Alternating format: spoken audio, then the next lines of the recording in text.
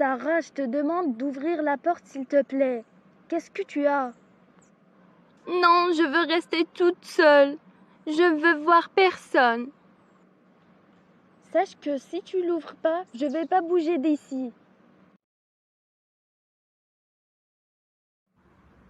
Oh ma chérie, pourquoi tu pleures? Que s'est-il arrivé? Il se moque de moi à l'école.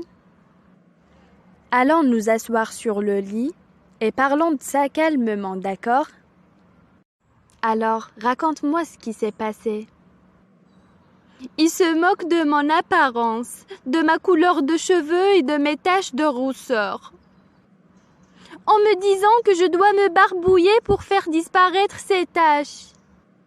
Est-ce que c'est la première fois qu'ils le font avec toi? Non. Et du coup, ça a commencé depuis quand? C'est depuis bien longtemps. Mais là, j'en peux plus et je ne veux plus revenir à l'école. Comment est-ce que tu réagissais durant toute cette période? Je les ignorais en faisant semblant de ne pas les avoir écoutés. Mais pourquoi tu m'en as pas parlé? Comment t'as pu me cacher un sujet d'une telle importance? On aurait pu mettre fin à cette histoire avant qu'il ne dépasse les bords. Écoute Sarah, mets-toi en tête que personne n'est meilleur que l'autre dans ce monde. C'est notre différence qui fait en sorte que cette planète dure. Imagine ce si triste et blême monde si la différence n'existait pas.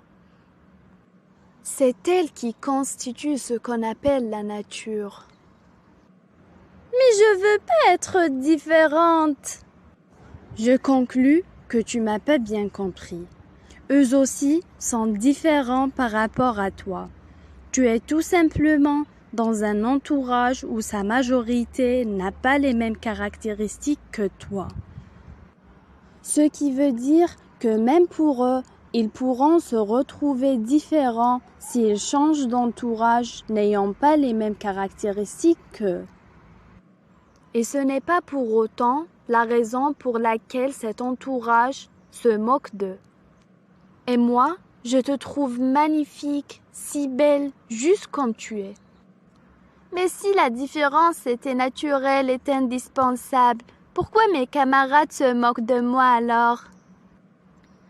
Eh bien, la cause est souvent due soit à la jalousie envers la personne intimidée, soit au fait que ces intimidateurs ont déjà un complexe préalable et par conséquent, ils essayent de le compenser par se montrer supérieur en rabaissant les autres qu'ils croient être inférieurs. Ces gens-là sont pas inférieurs en réalité. Tout simplement, ils ne partagent pas les mêmes caractéristiques que ces intimidateurs. Et comment je dois me comporter face à eux? Tu t'affirmes en exprimant ta position vis-à-vis de ce qu'ils disent de toi et tu leur montres que ça va en aucun cas affecter ton estime de soi et que tout ce qu'ils font ne fait preuve que de l'infantilité et de leur manque de civilité et de sagesse. Et puis tu vas te mettre des limites pour eux à ne pas dépasser. D'accord Sarah? Je ne veux plus te voir pleurer à cause de ces actes ridicules et immatures. Je sais bien que tu as du caractère et que tu peux remédier sagement à ce problème. D'accord, maman. Comme c'est si apaisant d'avoir discuté ce sujet avec toi.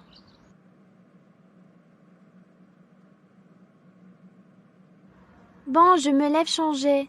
Et puis, j'ai des devoirs à faire.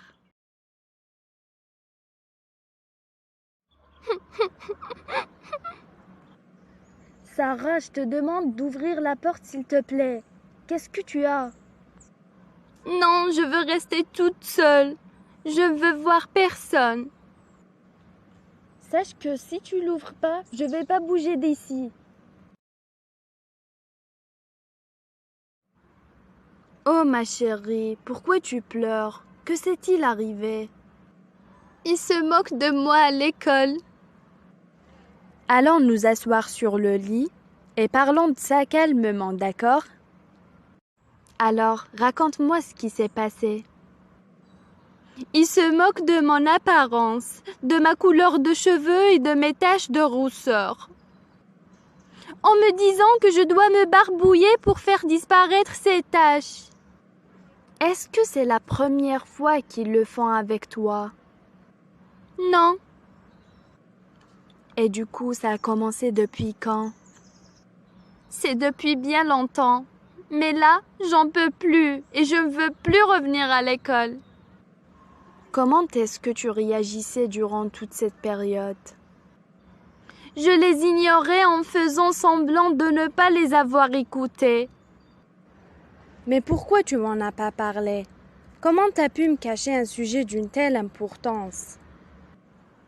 On aurait pu mettre fin à cette histoire avant qu'il ne dépasse les bords.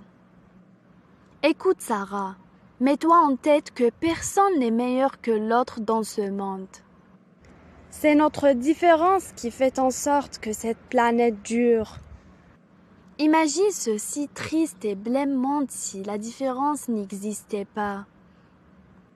C'est elle qui constitue ce qu'on appelle la nature.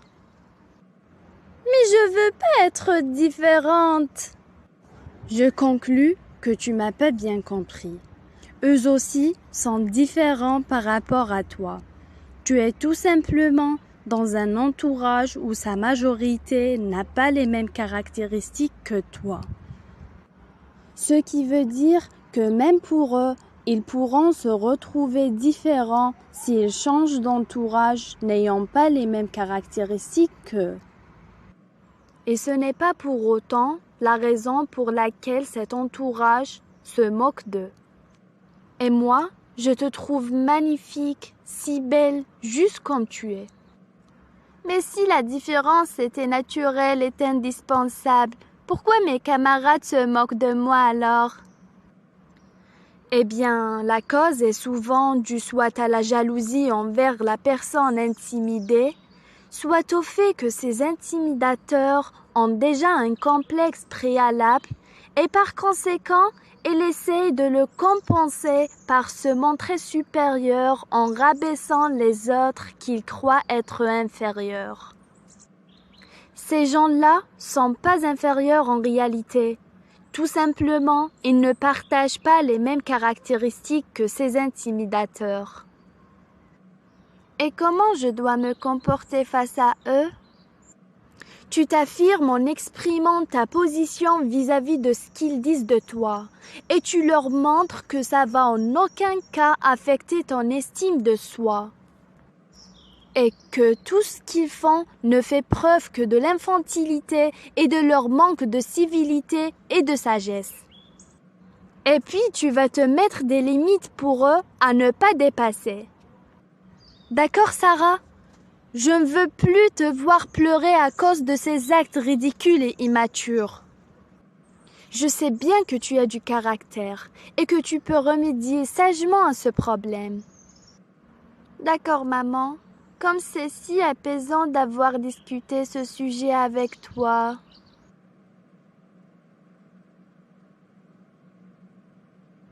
Bon, je me lève changer. Et puis, j'ai des devoirs à faire.